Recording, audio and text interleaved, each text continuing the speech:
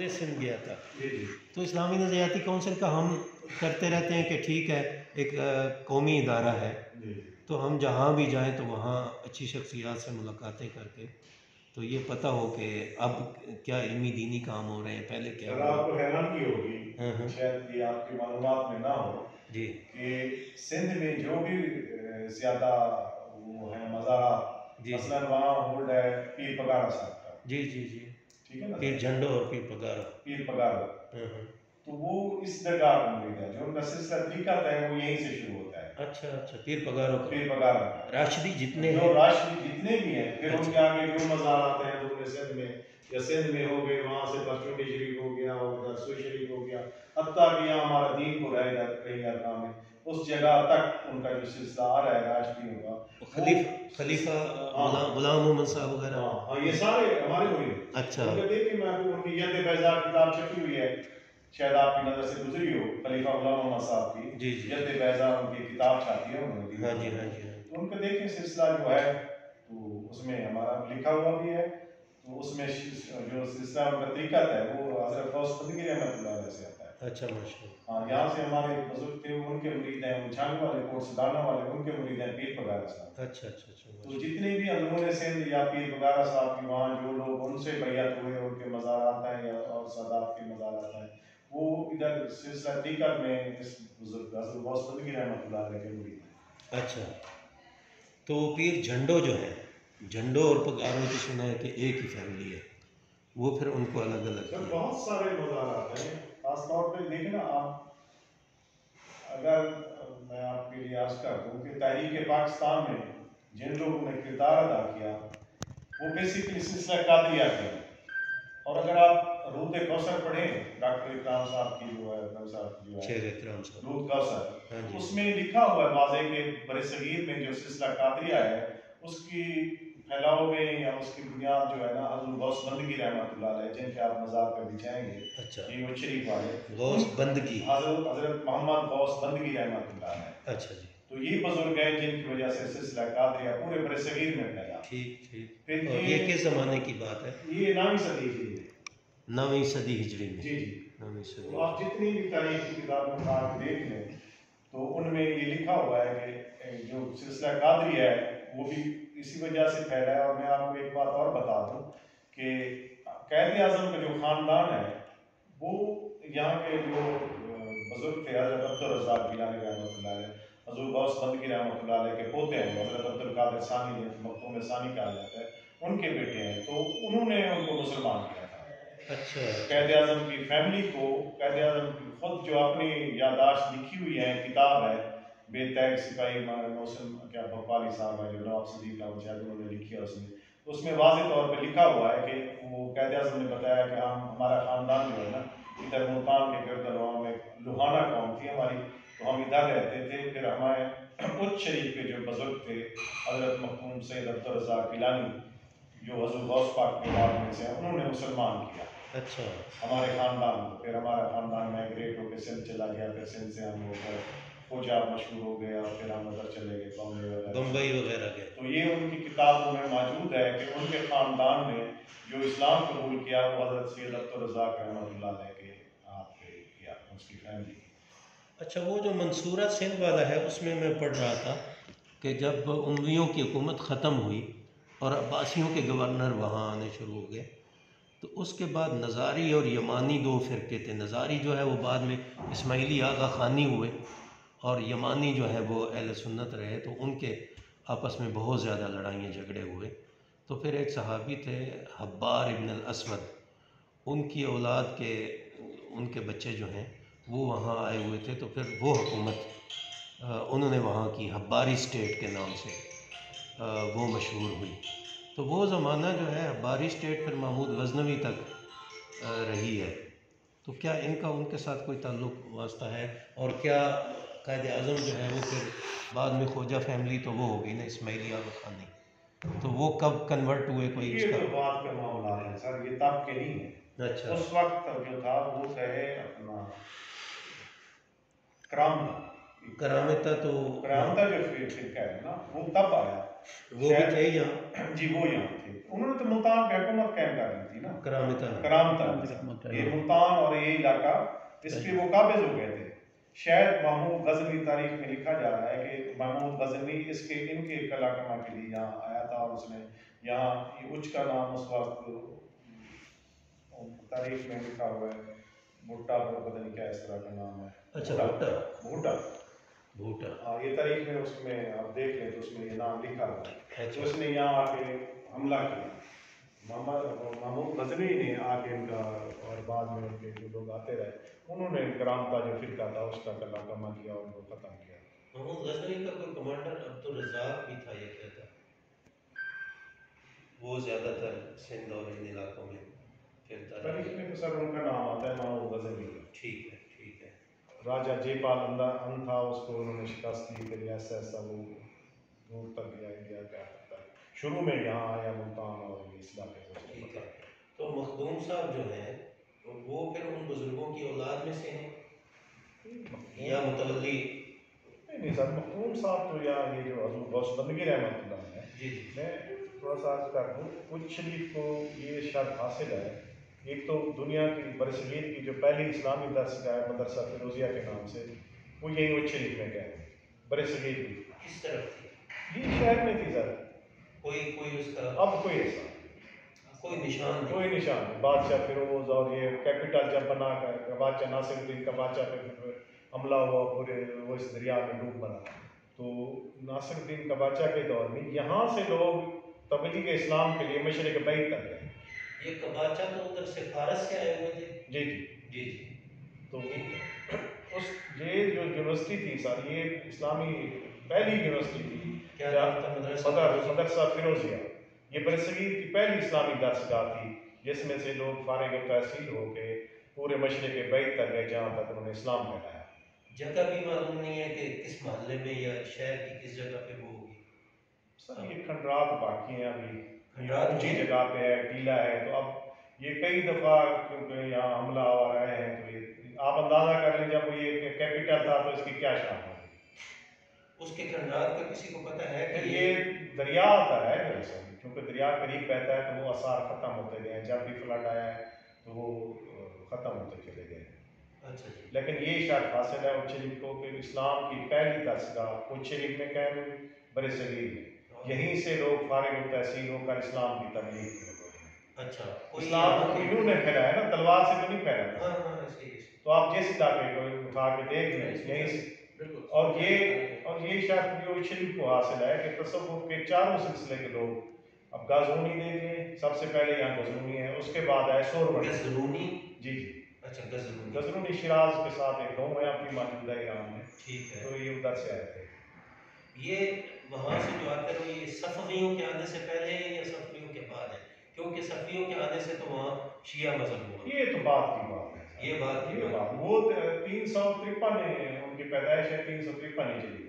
اچھا. تو میرے خیال میں 373 ہجری میں وہ یہاں ملتان اچ شریف تشریف لائے. ٹھیک ٹھیک ٹھیک. پہلے بزرگ ہیں جن کی ہمیں ہسٹری ملتی ہے. ویسے تو محمد بن قاسم جب آیا ہے تو ظاہر اس کے ساتھ بھی علماء کرام تھے، اس کا بھی ذکر کچھ لوگوں نے کتاب. مدرسہ فیروزیہ جو ہے اس کے کوئی مشہور علماء وغیرہ کا نام آپ سے کوئی ذکر ہوا؟ یہی سب لوگ ہیں، قاضی مناج شیراز صاحب تھے. یہ چرچ نامہ آپ پڑھیں تو چرچ نامے میں آپ کو مل جائے گا. اچھا. اس میں بڑی تفصیل کے ساتھ، زیادہ تفصیل تو نہیں ہے لیکن وہ بندہ کچھ کہنے والا تھا، وہ اپنا ذکر کرتا ہے اس میں جس نے لکھا ہے. جس نے لکھا ہے چرچ نامہ. پہلی تاریخ ہے سندھ کی. نام کیا تھا چرچ نامہ اس کا؟ ابو بکر کو اس طرح کا نام. اچھا جی. ابھی یاد نہیں رہا. ٹھیک.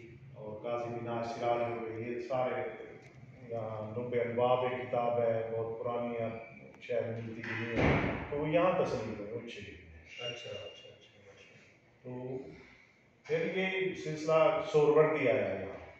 ٹھیک ہے نا. حضرت جاج یوسف پوش بخاری رحمۃ اللہ علیہ، پھر ان کا بھی ایک پورا سلسلہ تھا. پورے برصغیر میں ہر جگہ ان کے اولاد موجود ہے جنہوں نے اسلام کی تبلیغ کی، اسلام کو پھیلایا. اچھا. پھر جب یہ سلسلے تھوڑا کمزور پڑ گئے جو بھی وجہ بنی، اس کے بعد یہ گیلانی صاحب آئے. ٹھیک. حضور غوث بندگی رحمۃ اللہ علیہ تشریف لائے. ٹھیک. یہ گیلان سے آئے. یہ گیلان سے. گیلان کو پہلے بزرگ گوسپندری سے اس سے پہلے بھی آئے ہیں. اس سے پہلے نور العین ہے، وہ حضرت عبدالرزاق گیلانی کے اولاد میں سے ہیں. ویسے تو لکھتے ہیں کہ حضرت عیسیٰ تھے جو حضرت غوث پاک کے بیٹے تھے، وہ بھی ادھر سندھ میں آ کے رہے ہیں. لیکن کوئی باقاعدہ جو یہاں کے جس بندے نے اسلام کی تبلیغ کی ہے وہ حضرت غوث پندی ہے. مستقل آدمی یہاں پہ ٹھکانہ بنا ہے. اچھا، تبلیغ کا طریقہ ان کا کہیں لکھا ہوا ہے کہ وہ اپنی جگہ پہ موجود رہتے تھے اور لوگ ان کے پاس آتے تھے، یا وہ بھی جاتے تھے مختلف جگہوں پہ نصیحت باز وغیرہ کرنے؟ ایک لفظ ہے سجادہ نشین. جی جی جی. اس کا مطلب آپ بہتر سمجھتے ہوں گے مجھ سے. اس کا مطلب ہوتا ہے کہ ہمارے علاقے میں جیسے یہ چٹائی ہے، جی جی، ہم تو پرچے کہتے ہیں، وہ کھجور کے پتوں کے بنے ہوئے ہوتے سجادہ اس ہیں. کو بھی، یہ قالین کو بھی کہتے ہیں سجادہ. تو اس کا مطلب یہ ہے کہ وہ نیچے بیٹھ کے عام لوگوں میں بیٹھ کے عام لوگوں کی بات کرنا، ان کے مسائل سننا، ان کو حل کرنا، ان کے لیے دعائیں کرنا، ان کو تعلیم دینا. مدرسہ انہوں نے آ کے یہاں قائم کیا، مدرسہ قادریہ کے نام سے، جو اب تک جاری ہے. اچھا ہاں، پھر ان کا مرید ہو گیا سلطان. مدرسہ قادریہ ادھر ہی ہے. جی جی، سلطان قطب الدین لگا ملتان کا جو حکمران تھا، وہ ان کا مرید ہو گیا. کس زمانے میں؟ یہ 8ویں یہ 9ویں صدی ہجری کا درمیان کا عرصہ ہے. مدرسہ قادریہ جب بنا. جی. اچھا. تو یہ حکمران جو تھا ملتان کا، وہ بھی ان کا مرید ہو گیا. پھر انہوں نے دعوت دی، پھر وہ ملتان تشریف لے گئے، وہاں بھی آتے جاتے رہتے. تو پورے ان کا، پھر ان کے اولاد کا دہلی تک جانا، اور وہاں ان کے مزارات ہیں. حضرت موسیٰ پاک شیخ کا ایک بیٹا وہیں دفن ہے دہلی میں. اور اس طرح ہمارے غوث بالا پیر ہیں جو ساتگرہ میں ان کے پوتے ہیں. مدرسہ قادریہ بھی ادھر قریبی ہے ساتھ میں. سر یہ اب تو معبود ہو کے رہ گیا ہے. اچھا، اب ہے یہ نہیں ہے، اس کا وجود ہے. جب سے اوقاف نے سنبھالا ہے تو وہ چیزیں ان سے چھن گئی. اچھا، وہ تو اوقاف کے پاس چلی گئی نا.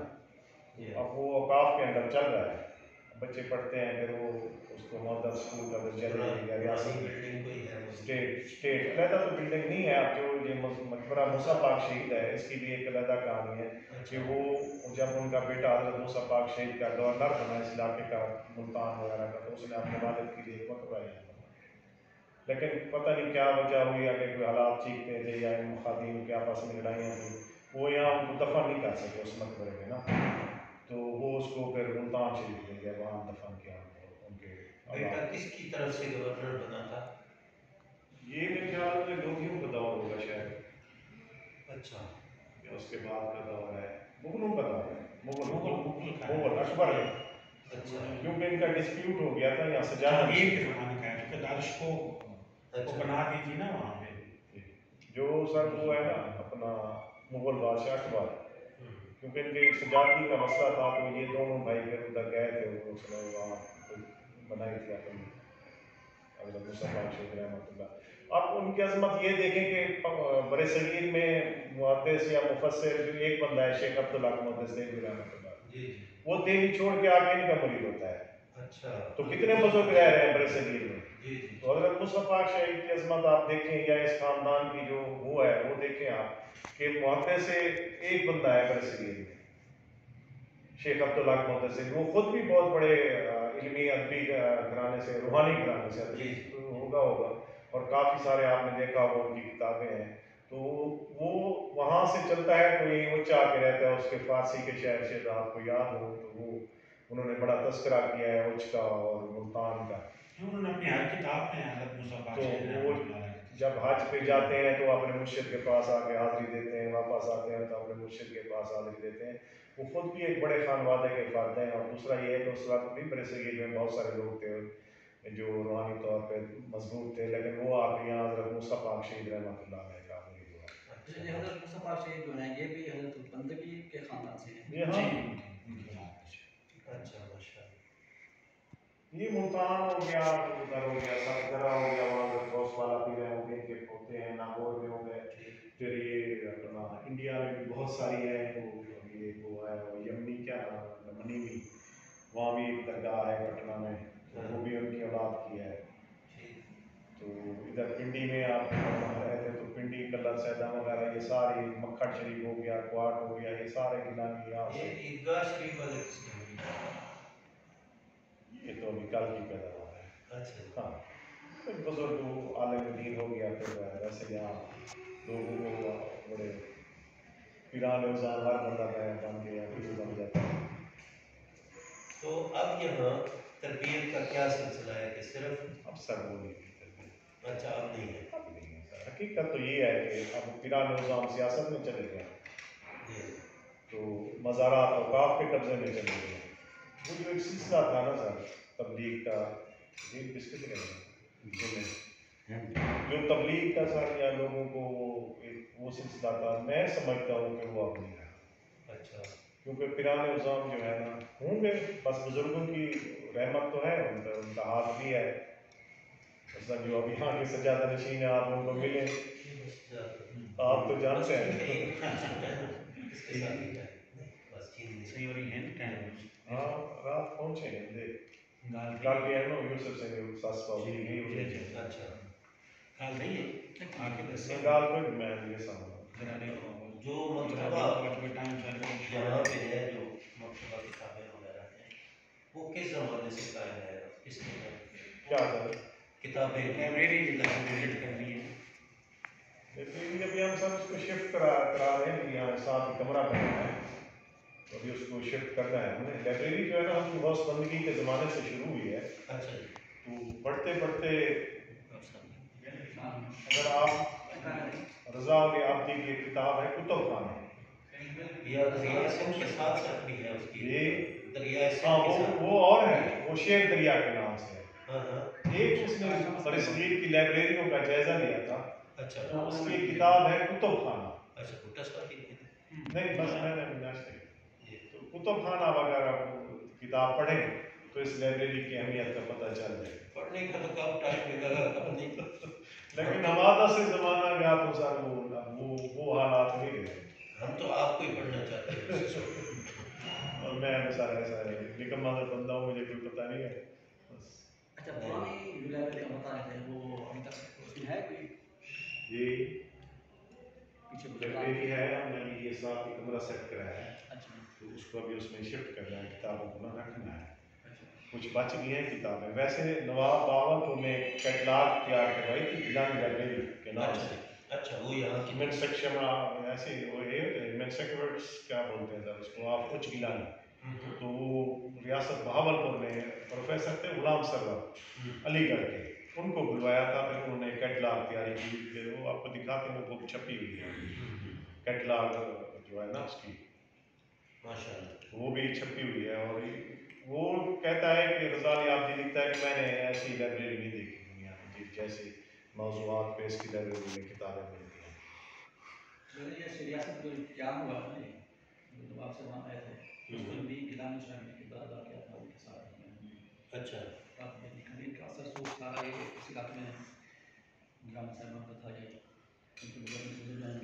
اچھا 300 سال پہلے کے بعد. ماشاء اللہ تو میں آپ کو اگر میں کنٹریبیوشن بتاؤں نا تحریک پاکستان میں ہمارا تو آپ کو بھی میں دیکھتا ہوں نیٹ پہ آتا ہے وہ بندہ ہے اس نے اسلامی یونیورسٹی باہر بنا ادھر سے اسلام آباد سے بک لکھی ہے بھئی یہ غدار تھے یہ غدار تھے یہ غدار تھے ہاں ان کے مخادیم کے بارے میں. ہاں ہاں تو اگر دیکھیں نا تحریک پاکستان میں تو اس خان وادے سے قائد اعظم مسلمان ہوا ہے.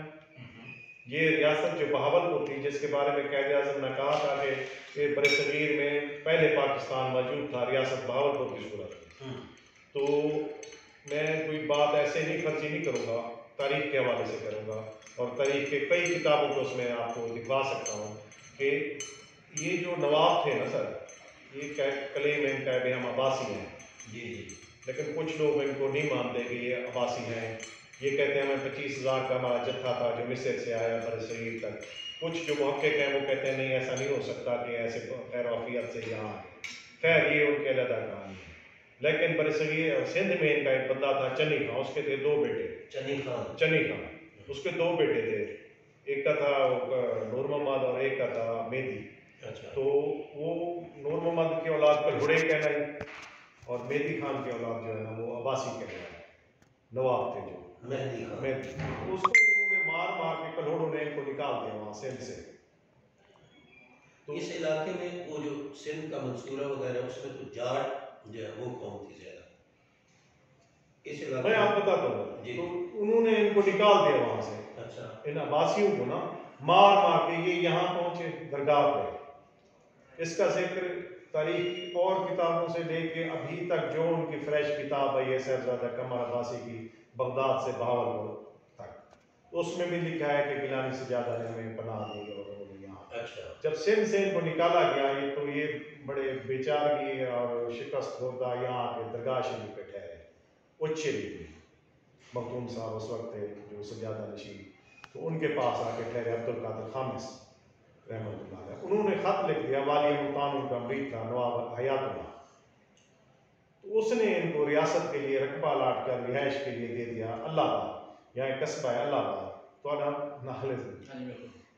تو وہاں تو انہوں نے آ کے سر وہاں جو ہے نا تھوڑا سا اپنی وہ یہ پھر یہ درگاہ شریف سے ادھر منتقل ہو گئے عباسی، وہاں انہوں نے اللہ آباد کی بنیاد رکھی.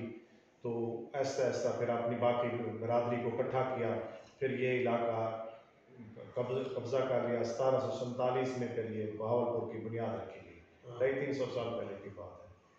تو ان کو ریاست بہاولپور کو قائم کرنے میں بھی ان کا کردار ہے. انہوں نے اگر خط لکھ کے دیا اور ان کو پناہ بھی دی اور ان کو یہاں ریاست بھی بنائی. ریاست بہاولپور کے قیام میں عباسی کی حکومت قیام میں تو ان کی حمایت ہے. پھر یہ ریاست پہلی ہی ریاست ہے سر جنہوں نے قادیانیوں کو غیر مسلم قرار دیا، اور ان کی کہانی ان کے گھر سے شروع ہوئی. ان کے گھر سے کہانی شروع ہوئی. بچی کا نکاح ہوا تو اس نے پھر وہ کورٹ چلی گئی. جی جی. تو یہ ریاست پہ یہ تو بات بھٹو صاحب یہ چیزیں نوجوان نسل کو پتہ نہیں ہے سر، کچھ بھی پتہ نہیں ہے. یہ بتانے کی ضرورت ہے ہم کو کہ کس طریقے سے بزرگوں نے محنت کر کے تو لوگوں کو اسلام کی طرف لائے ہیں اور کس طرح ان کی اصلاح کی ہے، یہ پتہ ہونا چاہیے. سب آپ کو ہمارے علماء تو لگ گئے لڑانے میں، فلاں فرقہ ہے، فلاں جائز ہے، فلاں شیعہ ہے، فلاں کافر ہے، فلاں یہ ہے. وہ اب بات نہیں ہے جی، نہ یہ تاریخ کی آگاہی ہے کسی کو. پرانے وقتوں کا کوئی منبر پڑا ہوا ہے یہاں جو مسجد میں ہوتے تھے یا کوئی اور ایسی نشانی بزرگوں کے وقت کی جو وہ استعمال کرتے ہیں تبلیغ کے لیے؟ اچھا صاحب سے ملاتے ہیں آپ کو. کافی تجربات ہیں. ٹھیک ہے. اچھا ہمارے ورلڈ آرگنائزیشن سر. اب یہ بھی ایک بیماری چل پڑی ہے کہ اب ہر گلی محلے میں تبرکات جو ہے نا مل رہے ہیں. یہ سارے جیلیاں کوئی ان کا وہ نہیں ہے سر. لیکن جی ان کا تو سلسلہ باقاعدہ ان کے تاریخی لحاظ سے یا تمام ان کا خاندان سے بات یہ نشست پیر صاحب کی ہے. کبھی بنوائی کیوں نہیں بیٹھتے؟ اچھا یہاں اس پہ نہیں بیٹھتے، وہ ویل چیئر ہے ان کی اس پہ بیٹھتے. اچھا ضعیف ہو گئے، بڑی عمر کے ہیں ماشاء اللہ. لائبریری آپ ہمیں دکھا سکتے ہیں؟ کچھ چیزیں دکھائیں گے آپ انشاءاللہ. اچھا کچھ نہیں دکھائیں گے؟ نہیں میں نے کہا وہ ابھی ہم نے اکٹھی کر کے رکھی ہے، ہم دکھاتے ہیں. اپنے کمرہ ابھی سیٹ کرایا ہے، اس میں الماریاں سیٹ کرائی ہیں. جی جی. تو ابھی وہ اس کو شفٹ کر رہے ہیں بکس کو. کوئی بات نہیں، ہماری غرض کیا ہے کہ مواد صاحب دیکھ لیں گے، مواد دیکھ لیں گے نا جی. شفٹ تو ہوتی رہتی ہیں، شفٹ ہوتی رہتی ہیں. کوئی اندازہ ہے کہ کتنی قدیم سے قدیم کتاب ہوگی آپ کے پاس؟ ویسے تو سر تو کچھ چیزیں مختوم صاحب نے تبرکات میں رکھی ہوئی ہیں. اچھا جی. اس میں قدیم قرآن مجید ہے. ایک نسخہ ہمارے پاس ایسا بھی قرآن مجید کا ہے جو پوری دنیا میں کسی کے پاس نہیں ہے. اچھا. وہ ایسا ہے کہ اس قرآن مجید کی ہر لائن الف سے شروع ہوتی ہے. 29 پیجز پہ 30 پارے ہیں. الف سے شروع ہوتی ہے؟ ہاں اس کو الفی قرآن بولتے ہیں. آپ کمپیوٹر کے دور میں ممکن ہے لیکن وہ زمانہ قدیم پتہ نہیں کب کا ہے، جو صدیاں ہزار سال پرانا قرآن مجید ہے. تو لوگوں کی جو محبت ہے نا سر اس وقت دیکھ کے بندہ حیران جاتا ہے لوگ اتنا قرآن مجید سے محبت رکھتے تھے. پھر اور قرآن مجید ہیں جو سونے کی پتیوں پہ لکھے گئے ہیں، کچھ سونے سے لکھے گئے ہیں. تو یہ تو قرآن مجید ہیں. باقی اور بہت سارے مثلا قصیدہ غوثیہ ہے، وہ حضرت غوث الاعظم کے اپنے ہاتھ کا لکھا ہے، خط کوفی. اچھا خود انہوں نے اس کے آگے لکھا ہوا بھی ہے کہ انہوں نے لکھا؟ جی جی سر، وہ آپ دیکھیں گے تو آپ کو پتہ چل جائے گا. اچھا ماشاء اللہ ماشاء اللہ. اور بھی بہت ساری چیزیں ہیں. ٹھیک ہے.